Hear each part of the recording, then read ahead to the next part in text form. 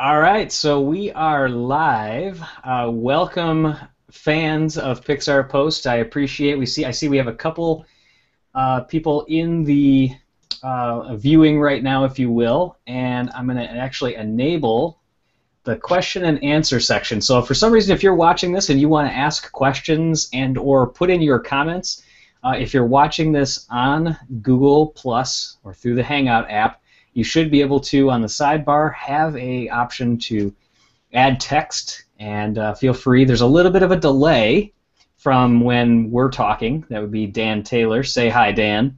Hey everybody, how's it going? This is Dan the Pixar fan. We'll talk more about him in a minute. But as we're talking, yeah, if anything comes up, there's a little bit of a delay, but post them over in the sidebar and we will discuss them. So what are we here to talk about today? We're actually going to be talking about the news that came out today from the Annecy International Film Festival, and that is surrounding Inside Out. And it is certainly one of Pixar's most anticipated movies that's been around in the last little while. Today I think that the hype got raised a little bit further when they showed the introduction to the movie, approximately the first 5 minutes. So it's pretty cool. So we're going to start digging into some different areas of it. I do see that we have Kevin, who is actually a NASCAR Bronco fan, that's actually watching along as well. So cool. welcome, Kevin. Dan, Kevin is the one that had helped you out before get your small fry character. I do remember that, and I was very grateful. Thanks, Kevin. Yeah. So, anyways, Dan, if you want to, I think people know who I am. I'm TJ from Pixar Post, says right there under my name, over here. But Dan, why don't you tell people who you are and what your site is? Okay. Yeah, I'm Dan Taylor. I run just a pretty simple blog, nothing special. It's called PixarFanDan.blogspot.com, and I just basically update it daily with an item from my Pixar collection, so I could kind of help people find some cool or unique items out there if they're collectors or Pixar fans like I am. So it's fun. It keeps me busy, and I look forward to doing a post every day, and I hope that people look forward to seeing what's next every day. So it's fun. Yeah, today you posted, I believe it was the Finding Nemo, the birds, Mine, Mine, Mine shirt. You're quick, man. That was just not even that long ago. So yes, that was it. Awesome. Yeah, Dan has actually helped me out a couple different times with finding a couple like cool, unique things that I didn't actually know existed. So definitely, I say follow along. It's pixarfandan.blogspot.com. Check it out. Either way, so let's get started talking about Inside Out. So Dan, the first thing I want to know is what were your thoughts on the new logo? Okay, there was just a little hiccup there. Yeah, okay. Yeah, so I was just wondering what you thought about the new logo itself. Uh-oh. There right now.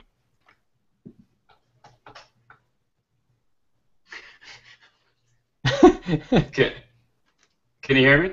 I can. Okay, I think we're back. It seems like there's a little bit of a delay here.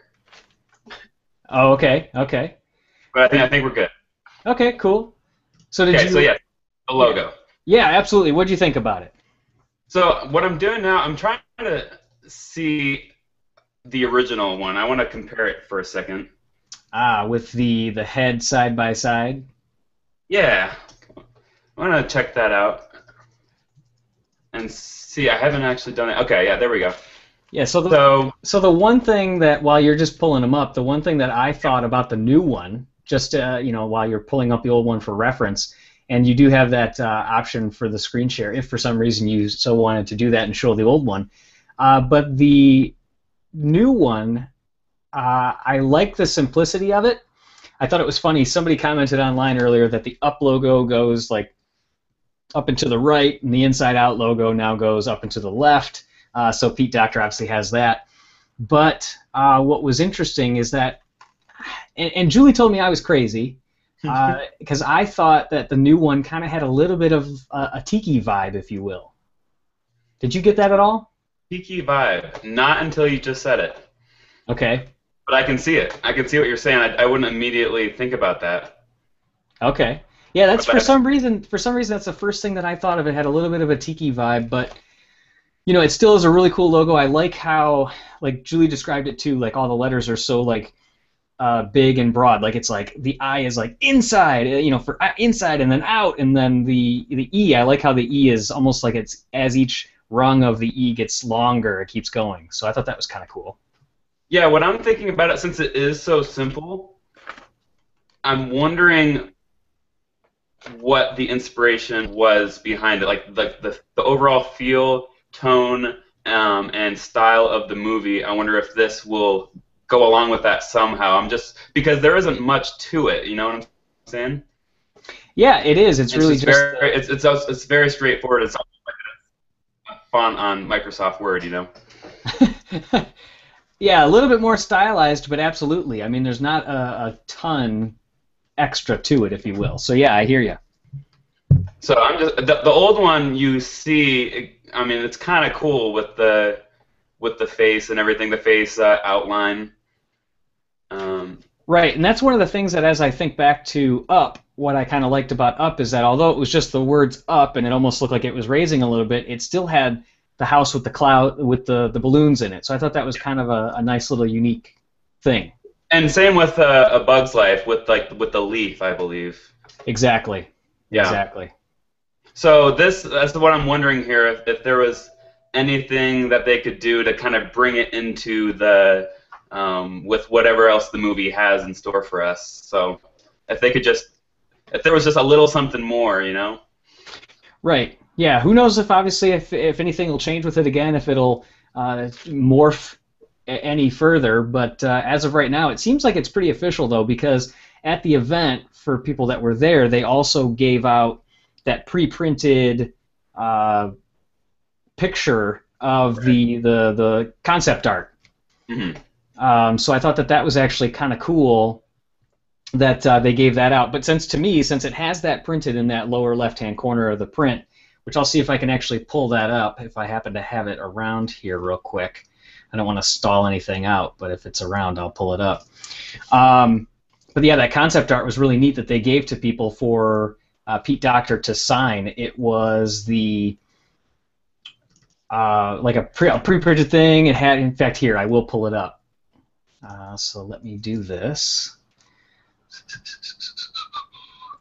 Yeah, and I have the concept art up as well. That would be very cool to have. Yeah, absolutely, absolutely. Very, very few people, I'm sure, receive that, so that's very cool. All right, so I'm going to pull. I just hit start screen share. So yeah, so tell me if you can see that for a second there. Yeah. Okay. There we go. Yeah. So I mean, that was a really cool image that was out there. I thought that was really neat to see, and I would have loved to have gotten one of those. So I'm certainly, not that I want to give a tell here, but I'm certainly going to be keeping an eye out for eBay in case anybody posts one of those. I was going to mention that too. I figured that would be the case. Were you scouring eBay at all? Because I was a little bit. I haven't scoured yet, but I definitely came to mind. So yeah, I'm just wondering if this will become, because I'm looking at a picture came up on Google when I typed this in, the old logo, and a thing came up of all the Pixar logos together, and I'm just noticing how iconic they are, and I just hope that this becomes just instantly recognizable like the other ones. That is true. Yeah, absolutely.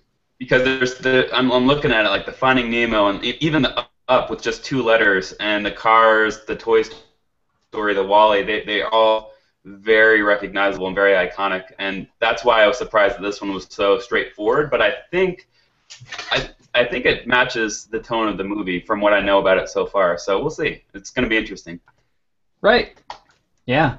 So we shall see. I did want to also throw a little bit of a shout out as well. Jeff Kays from This Day in Pixar happened to jump in as well. So Great. he says hello to us. So that's actually really cool. And I just saw that he retweeted us on his Twitter feed there. So that's cool. So thank you, Jeff.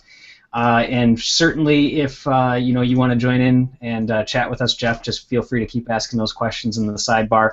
We look to we hopefully have you on for a future conversation as well.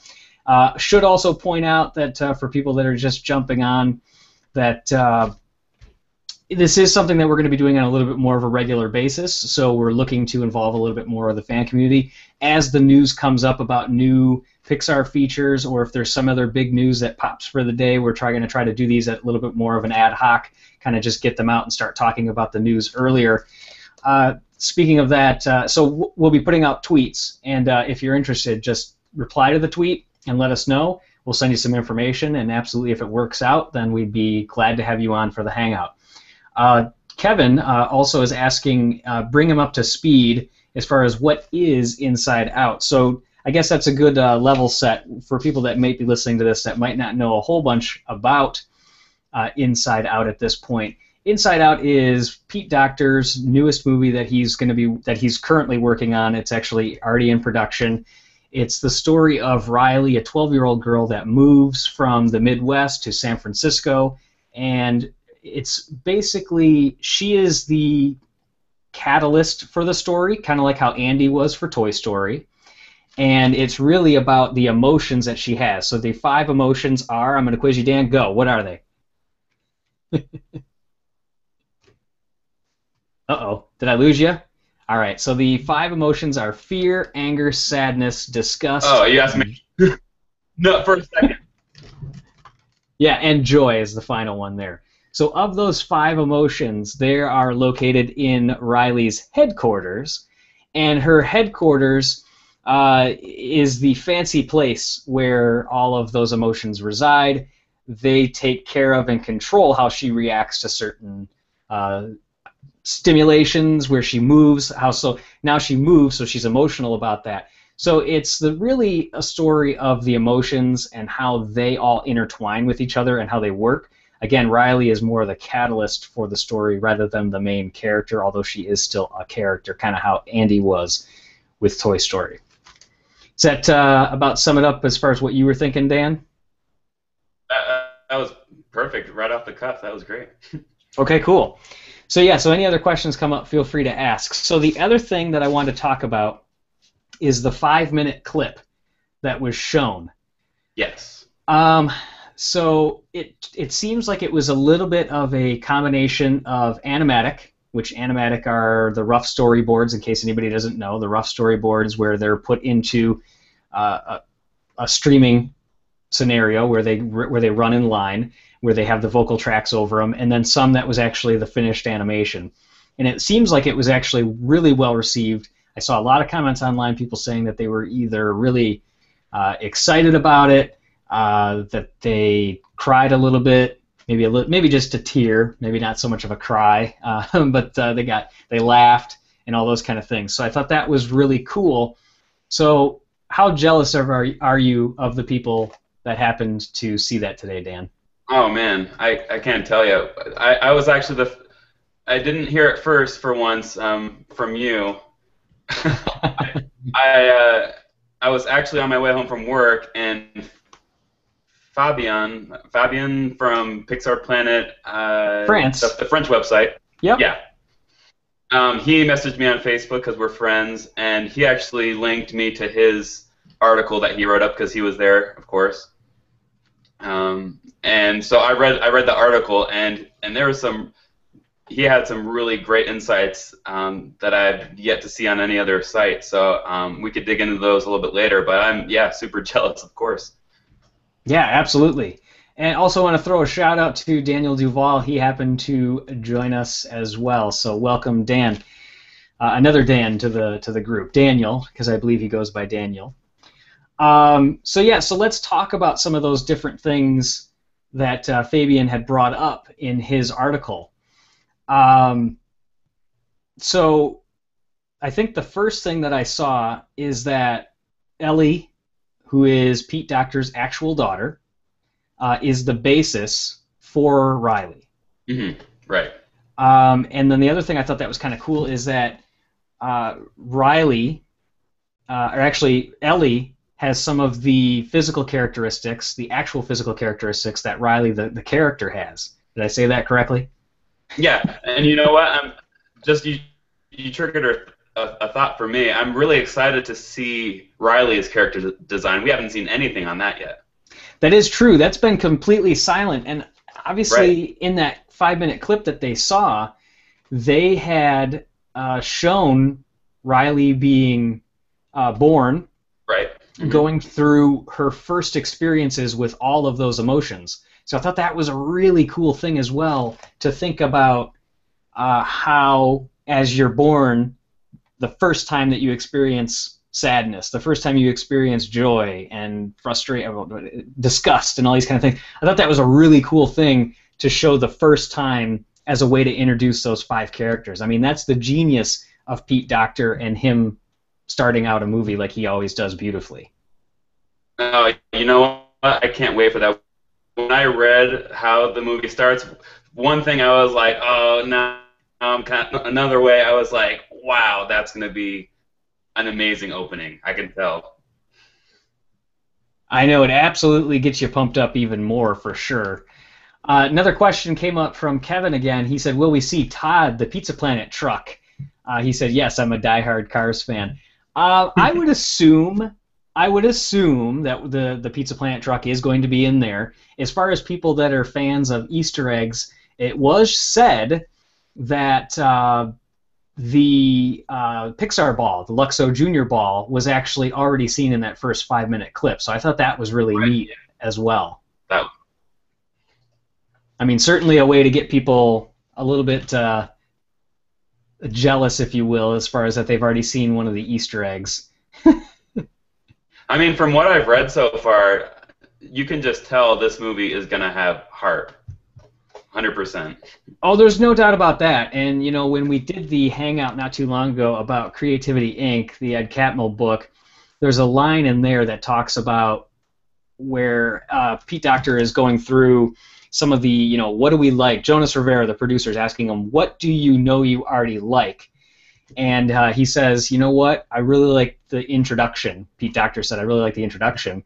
And so Jonas Rivera said, great, then we're just going to put that down. We're going to say that that one is finished and ready to go, so we don't need to do anything with that. So you know Pete has had that intro down for quite some time, and he's certainly confident with it. And if it's any indication with what he's done with the introductions to his other movies, right? There's no way that this could potentially be a bad introduction. Yeah, and I've read that too, and it must be from Creativity Inc. that I read that the opening was just going to be phenomenal. So I'm really pumped for that. Especially, I mean, any movie that starts off with the main character as a little kid, like Monsters University or Brave or Andy in Toy Story, even with non-Pixar movies like with Tangled and Frozen. I mean. Yeah. Everyone loves that. Yeah, absolutely. Especially the girls. Yeah, there's no doubt about that. So let's see. Dan actually asked in the questions if there was a way he could join. So Dan, actually no. At this point, Dan, the Pixar fan, and I are going to keep talking. But in future, if anything does come up and you want to join in the future, then absolutely let us know prior to when it starts, when we send out the initial tweets, and that's when we determine who will be on the feed and as far as to join in for the conversation. So I'm actually just going to go ahead and do this. I'm wondering, I'm seeing, go ahead and talk for a second, Dan. Hello. Okay. Yeah, I'm wondering. I'm not seeing that it's like popping back and forth between the two of you, between me and you when we're talking automatically. So I'm gonna go ahead and just auto switch that as we talk, just to make sure it goes. Jeff from This Day in Pixar is actually also asking, what are the similarities? Talk more about the similarities between Ellie and Riley. And unfortunately, I didn't see anything else that talked specifically about what those similarities were. Did you happen to hear anything or read anything, Dan? No, I'm on there right now, All I'm seeing so far is basically that she was an inspiration for it. Okay, yeah, I didn't. It says, I'll just read a reference from how the idea came to him thanks to his daughter upon seeing that as children grow up, joy can be superseded by other emotions. He illustrated the sequence through pictures of his daughter, Ellie, and she happened to be physically alike. So that's kind of a clue right there, if we know what his daughter looks Yeah, like, absolutely. which I'd have Yeah, never seen her. I'm not. Right, I haven't, and I will not be pulling up her online at this point. Absolutely not. I agree. But that's interesting, though. Yeah. Yeah, so a couple other things that came from the discussion that I thought were really interesting, and again, thanks to Fabian from Pixar Planet France's website.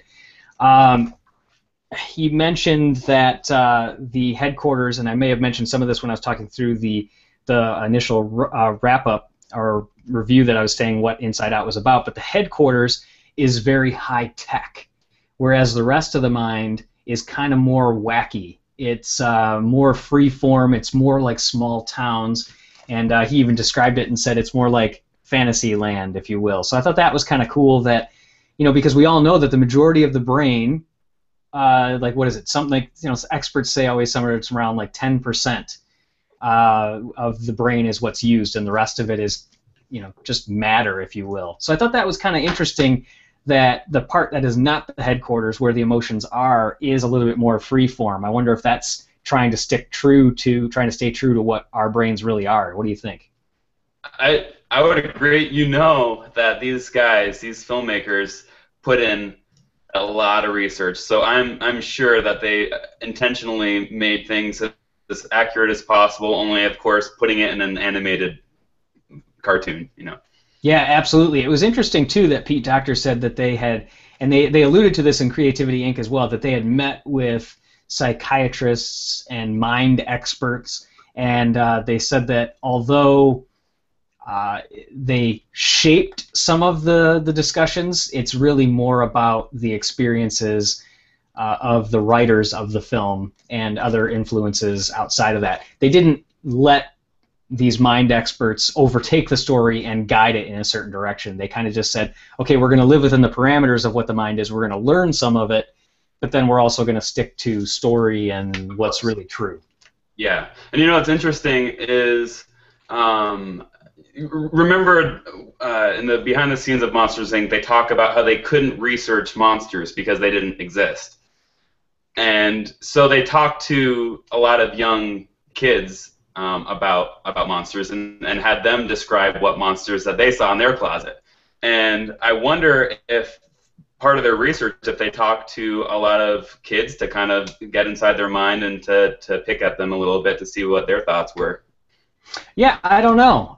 It certainly seems like with Pete Docter, I mean, obviously he likes to do those kind of things, like you said, with Monsters, Inc., but this one I feel like it's going to be kind of like the Finding Nemo to Andrew Stanton, where it's really going to be his story.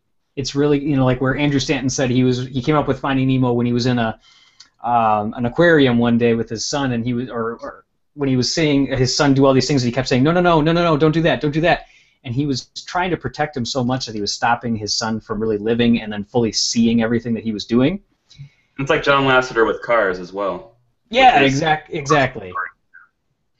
Right. So I feel like this is going to be really, really a personal one for Pete Docter. And gosh, Pete Docter, it seems like he always just has his mind so in the clouds, as far as not in a bad way, but in such a great, dreamy way where he can really extract all these really interesting topics and thoughts that maybe the general population just doesn't have on a daily basis, but yet we all know about these feelings and can relate to them. Seems like it's going to be really interesting. I love how it says here they describe the visual, or Fabian describes that the visual atmosphere inside the mind that prevails is highly colorful and quirky, which just kills me. I want to see what this world inside the mind, what they came up with. It's going to be very interesting. Colorful and quirky. Yeah. Yeah, so in fact, Kevin is mentioning about some of the simplicity of the mind. I agree. Star Trek theory. One episode stated, "The more complex the mind, the more simple the play." So yeah, so kind of going along with that, simplicity is best as far as to keep things in line. The other thing that I thought was cool about the colors, we're going to see a lot of colors because Right. obviously each of the emotions have their own distinct color, with anger There's gonna be being. corresponding other things as well. Yeah. Yeah, absolutely. Like where the memories are in little glass globes, kind of like I'm envisioning it. I'm assuming just kind of like a crystal, like a fortune teller's crystal ball. Are you seeing it that That's same way? that's how I pictured it too. Yeah. Okay, so yeah, so the memories are categorized into these crystal balls, which are colorized to their matching emotion. So if a emotion or memory is a red color globe, then you know that it's going to be an angry or anger-based memory. Whereas if it's yellow, it's going to be joy. If it's green, it's disgust. So it's going to be interesting to see how those go. But the globe theory, I know that they talked about this in Creativity Inc. as well, that there was this all too complex network that Pete Docter wanted to have. Kind of, it sounded a little bit like the door sequence in Monsters Inc. Where you go and see all those doors and it's just whoosh, whoosh, whoosh, with all of them going all over the place, and kind of how it was in Toy Story 2 when they go into the baggage claim at the airport, and there's just so many like carts with all these different luggage, luggage going every which way. So Pete Docter had this grandiose idea, evidently, I don't know fully what it was, but where all these memories kind of came and went, and it described on these shoots how they faded over time. But it sounds like he simplified it a little bit more, and it was described as at the end of a day, the memories are then sorted, and they go into these different. There's characters that actually do it, and I think was it there was on Pixar Time site Haley had mentioned from her experience that she couldn't remember the name of the character, but regardless, they take them and they sort them every night, and as they sort those emotions and those thoughts, it becomes the long-term memory for Riley, and that is just too cool to think about. That you put these balls down there, and then that creates how you feel about things longer term. The entire concept is mind-boggling, and how they're gonna tell this in a way that even young kids can understand is gonna be intriguing to find out how they go about making this less complicated than it seems. Right. Yeah, I hate to use a bad pun. Does it seem like this movie is going to be potentially the most mindful of Pixar's movies? I think so, and you know what? I was thinking when you were describing them sorting the what they call Globes. globes. I pictured almost a similar scene like with the introduction of the scare floor in Monsters Inc. How they visually showed how that company worked in kind of a fun and jazzy way, and I picture something like that. Okay, yeah, I could actually see that because at the beginning, I mean, if they're saying they saw this within the first 5 minutes of the film, that absolutely could be as far as that setup where you're seeing all these memory globes flying everywhere, but yet you can montage past it, but still get the Right. point. Exactly, and Michael Giacchino, is that how you say his name? His last name? Giacchino. Giacchino, yeah, and his score is going to be outstanding during that. Whatever happens in the film is going to be memorable, to say the Yeah, least. and it should be noted that we had talked about that. It was either a week or week and a half ago that we had talked about that Michael Giacchino, who also scored Ratatouille, La Luna, The Incredibles, a whole one-man band, a whole slew of things for Pixar, is going to be scoring. He announced that he's going to be scoring Inside Out. But what I'm interested in from his score is going to be how is he going to frame this music? What kind of influence is he going to use? Because in Ratatouille, Yeah, he had the yeah. influence of a Paris theme, so he had to throw in little elements of Paris. And then in The Incredibles, Oh, very he had vintage. absolutely had a vintage feel, had the spy kind of feel to it. So, what do you think? Is there any other movie that you can think of, Pixar related, or anything else that you could? Because you're a movie guy, you know this kind of stuff. Uh, what type of music would go along with this? I'm just trying to think. I'm thinking. I'm just trying to think of other Pixar films. It's the one with the day and the night. Day and Night? Yeah, Britta's mentioning Day and Night. How so?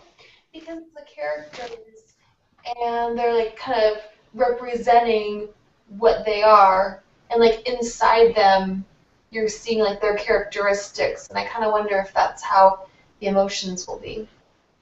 Okay. Britta was talking about. I could hear it. That's great. I like that idea, actually. I think that's really interesting because they had to represent themselves based on what they had within them. Right. Yeah, that's interesting. That's a really fun score. I even just fully sat back in my chair to soak that one in. I liked it. You know, another thing she brought up before the hangout was if at any time in the film, and I know we were talking about music, we'll go back to that, but if any time in the film you'll see glimpses of anybody else's emotions, the parents or any other side characters. Oh, I'm getting a vague remembrance of this. I feel like there was something discussed from the D23 Expo that may have brought that up, that we see a quick glimpse into Riley's dad's mind, because he is right. because watching football or something. He's watching hockey. That's right. Right. That's right. Okay. Okay, and that would make sense as far as just from a sports standpoint, because if he's coming from the Minnesota area, which is where Pete Docter heralded from, that's a very cold area. Therefore, maybe that's why he threw in a little bit of the hockey reference. But that's interesting, though. And she was also talking about how if someone has more anger, their anger emotion is larger than a standard anger emotion, or if someone is extra happy or excited, they have she was basically saying if size plays into the amount of a particular emotion somebody has, which was man. But yeah, that's I like that. To their level. I like that too, because in this movie, if we see the characters. Anger is physically, I think, the shortest. Fear probably has the same amount of mass. He's a little bit taller, but he's really skinny and lanky. And Joy is the tallest there. And Joy is the tallest and the biggest, and she's obviously going to be the one that's going to prevail because she's the central figure among the cast of characters there. So I do wonder if that had anything to do with character design or if it's circumstance, but it is interesting to think about. Who knows what they're thinking over there? They put in so many details we don't even know about.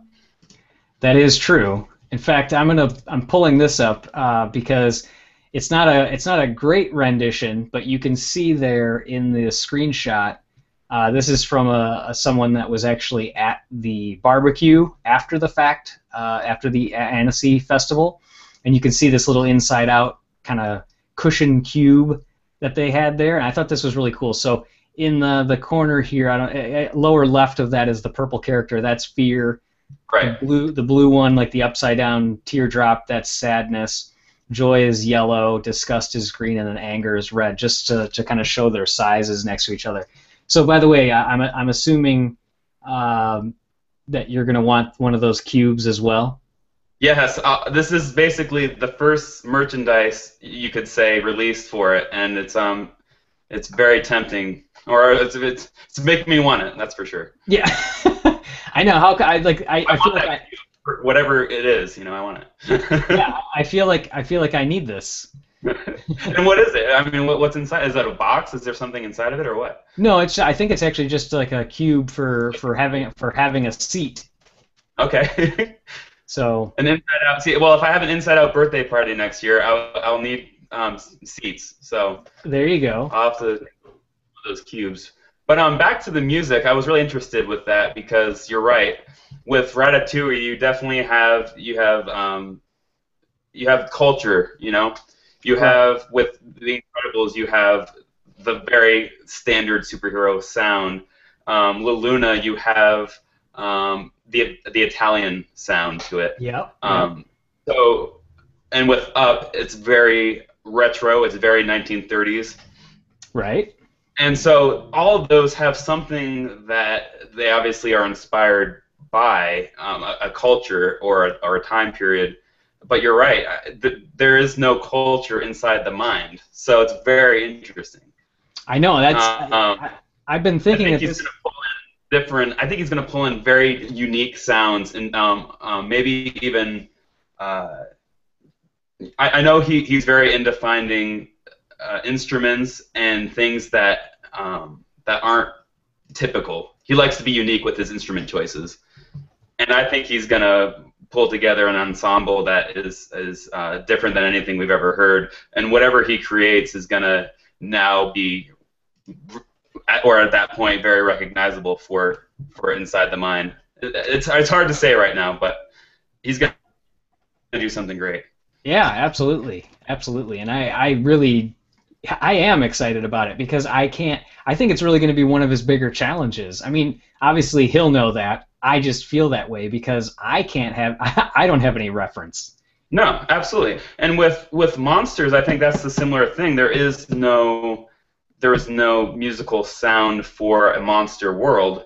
It's very Bert is laughing. But it's true. There was no musical reference for Monstropolis or that culture or that world. And they decided to go for a jazz type fun style that worked, and it's fantastic. It's one of my favorite scores. That was Randy Newman, obviously, but I think they'll make up their own thing, like kind of with monsters and the jazz, and then go with it. Right. Yeah, and in fact, jumping back to an earlier point, Jeff is mentioning in the question in the chat area here that it sounds like we're going to see into the minds of both Riley's mom and dad.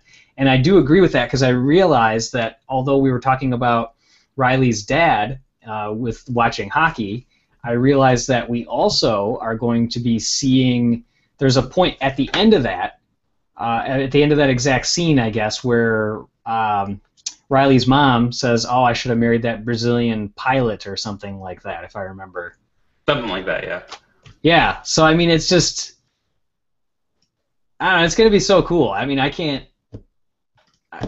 going to be a great movie. I mean, there's no doubt that this has a lot of hype behind it, and yeah, I was excited just to see the news today. So, again, I want to kind of round out the discussion with a couple things. I'm going to go back to the logo real quick, and then I also want to talk about a little bit of a teaser to the upcoming podcast, because the upcoming podcast that we're going to be having is based on a topic that, one of them is based on a topic that you brought up in the forum as well. So I want to just, again, circle back to the logo.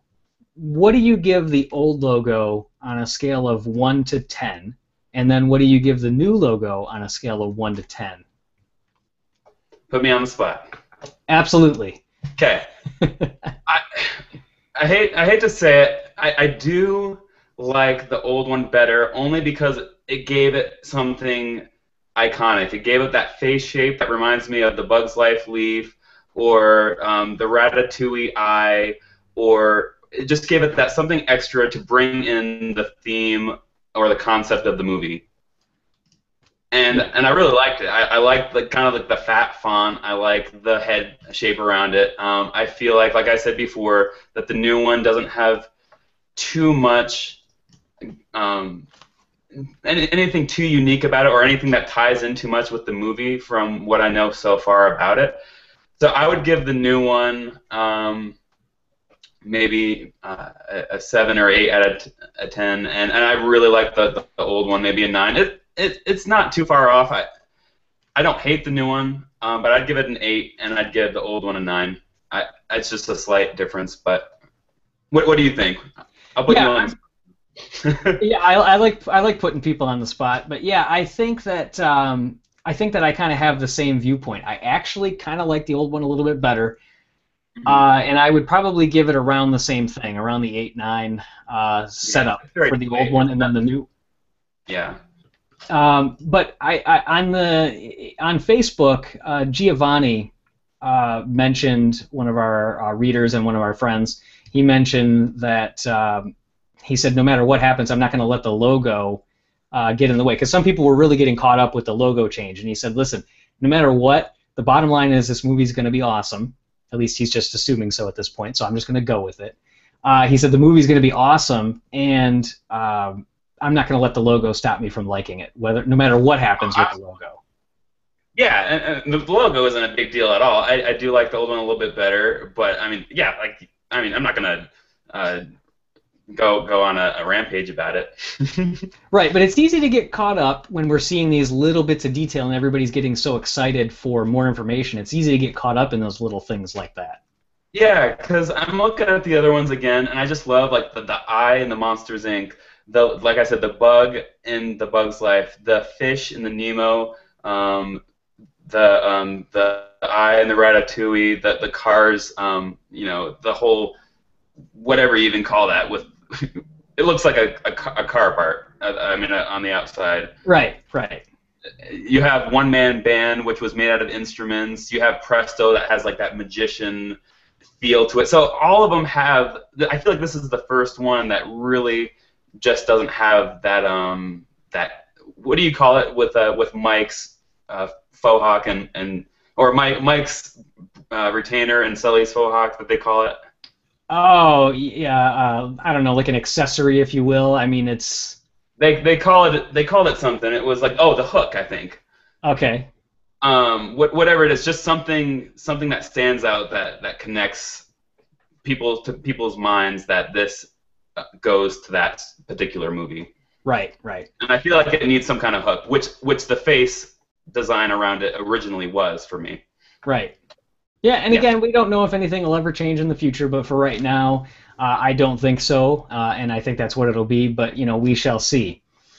So the other thing I wanted to talk about as we get close to wrapping up here was actually about a post that you had started, Dan, in the forum, where you talked about the connection of Inside Out to another early 90s television show called Herman's Head. Oh, yeah, okay. Now, I don't want to get into that at this point because I want to save that for the podcast, but I wanted to tease that a little bit, and I wanted to see, because a lot of people are saying, oh, this isn't that original of an idea. It's been done with Herman's Head, and then there's other things that have gone in there. I posted another one on that as well, where it talked about, on the forum, where it showed an early cartoon from the 50s that did that as well. Yeah, and then I had another one too, which was Cranium Command at Epcot, an old show that they had there at the Life Pavilion. Sure. Yeah, but I think the thing I wanted to talk about is, obviously anything is going to have somewhat of a similarity. We had talked, you and I, offline about, what ideas can still be original anymore. It's not that this isn't going to be original. I think it's just going to be the way it's told. It doesn't matter if the story's been told. I mean, there's been movies and cartoons about cars for a long time. I mean, with the eyes in the windshield. With the eyes in the windshield, yeah. Yeah, or monsters in the closet, or whatever it may be. Or we talked about how there's so many. Everything is basically inspired by something else, ultimately. But it's the way that Pixar tells the stories that makes it truly unique and remarkable. Absolutely, and that's what we're going to kind of talk about, but certainly I'm going to throw it out there to everybody else as well, that if you come up with anything or you have any thoughts as far as the originality and or other projects that are out there that connect to the idea of characters inside the mind, I'd love to hear it. Definitely check it out on the forum, which is just forum.pixarpost.com, or of course you can just hit pixarpost.com and click on the forum button. And under there, it's under the upcoming film section under Inside Out. With any forum, when you first jump on there and start looking at it, it can seem overwhelming because there's so many lines of text. That's just kind of the nature of forums. But once you get used to the format, how it's broken down by just general studios, feature films, upcoming feature films, shorts, and then other topics, you can really jump in and get the hang of it pretty quick. Kevin is actually asking a good question. He wants to know, right before you guys sign off, TJ and Dan, got one non-topic comment. Pick one thing. So obviously, when I hear Kevin's name, I think of cars. Obviously, he mentioned earlier about the Pizza Planet truck. I guess, if anything, I've been looking at online for the San Diego Comic-Con neon cars that are going to be coming up, because I know that's obviously something that Kevin and I have chatted about. The ones that light up? Yes. So what about that set? Is that a set that you're going to get, and do you feel the $50 price tag is a good value for what you're getting? Is that for me? Yeah. Oh, okay. Okay. I did not collect the neon cars at Target. I can't remember. Is the set based on that style? Is it the same type thing? It is. Yep. Okay, yeah. So I didn't get that set. I try, and TJ knows this. I try to stick to the movies as much as possible, only because there's so many out there that I got to narrow it down somehow.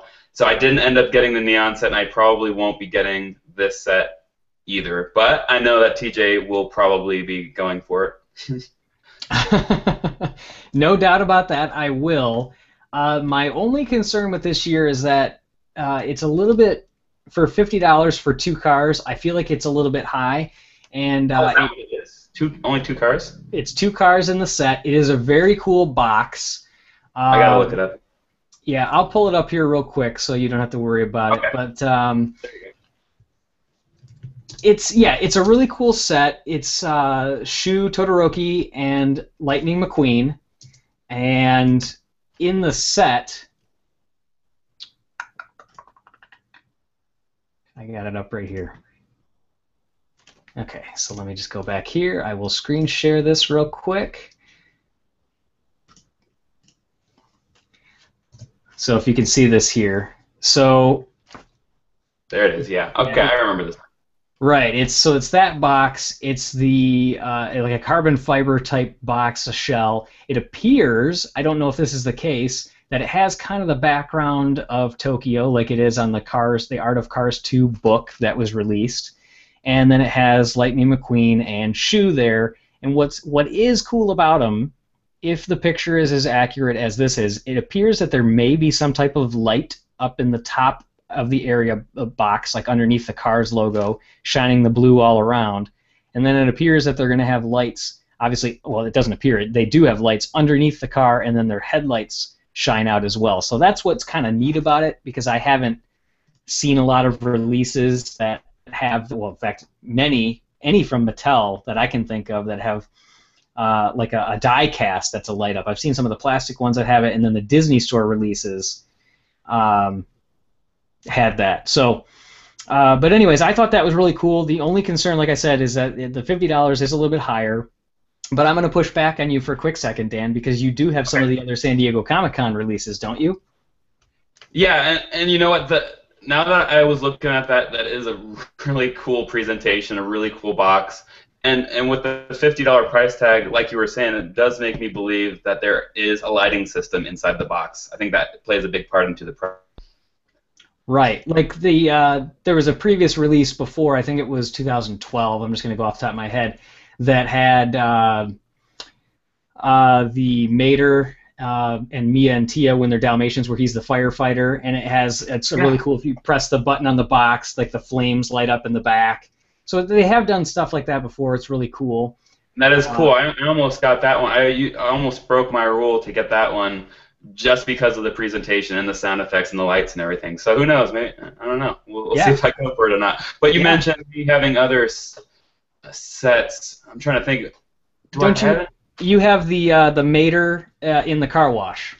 Okay, yeah, and I got that only because it was film accurate and from one of the films, and so yeah, I love that set. That's fantastic. Yeah, absolutely. So what I'm interested to see on this one too, that I don't know that I've seen yet, is first off, any car that's metallic I collect. Doesn't matter what line it's from, and if it has rubber tires, I want it. I was going to say, the rubber tires gets you every time. I know, I'm obsessed with it. And that set, because they had that Mater that had the ladder at it when he was the fire rescue Mater.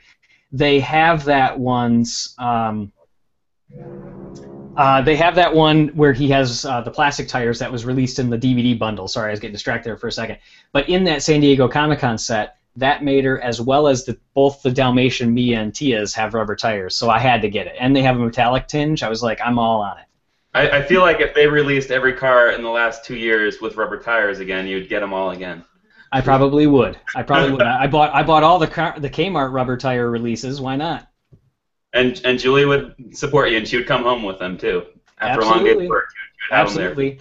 And in fact, since Kevin is a Cars nut, and since we're talking about this, he's mentioning that he's spying a Speedway of the South set back there. And I will tell everybody that it is not an official Speedway of the South set. That is an official box from the Speedway of the South set. I bought it from somebody that actually bought the official set, sold off all of them on eBay, and then actually just sold me the box. So the only official San Diego Comic-Con, the Speedway of the South set one that I have is the Dale Earnhardt Jr., which I'm excited about because it's actually a different face than the standard face release Dale Earnhardt Jr. He has an aggro expression. So yeah, the rest of it is all pieced together. The rest of the set is complete back there. So anyways, yes, it's I'll be honest. It's not an official set. It's not a numbered set. But I do have the official box, and it doesn't have any cracks in it like a lot of them do from over-tightening the screws on the bottom. Close enough. Yeah, I mean, and frankly, if you ever look them up on eBay, even the put-together sets, they still go for crazy. It's absolutely crazy. And Kevin is actually also jumping in. It was 2009 for Rescue Squad Mater with the Dalmatian Mia and Tia. So pretty cool. There you go. Well, that about wraps up. Yeah, that about wraps up our Google Hangout Live. Thanks to those that watched along. I'm actually just, I feel like I lost my picture here. Can you see me, Dan? Yes, you're there. Can you see me? Oh, there we go. I'm back. So, yeah, I can now. So, yeah, thanks for everybody for watching along. Hopefully you enjoyed this. In the future, like I said, mentioned at the top of the Hangout, we plan on having more of these. If there's Pixar news that comes out, we're just going to jump on and talk about it just to get people's reactions. So beforehand, what we'll do is we'll post it on Facebook, Google+, and Twitter, and we will talk about what time we're going to be going on approximately and looking for people to join us in the Hangout. If you want to join, just reply to any of the messages, whether it be in Twitter, Facebook, or Google+, and we will send over a little bit of information as far as what's required just to make sure that everything works out there. And then you could be on chatting with us and broadcast to check out and talk about your opinion for Pixar news. So I myself, again, I'm TJ signing off from PixarPost.com.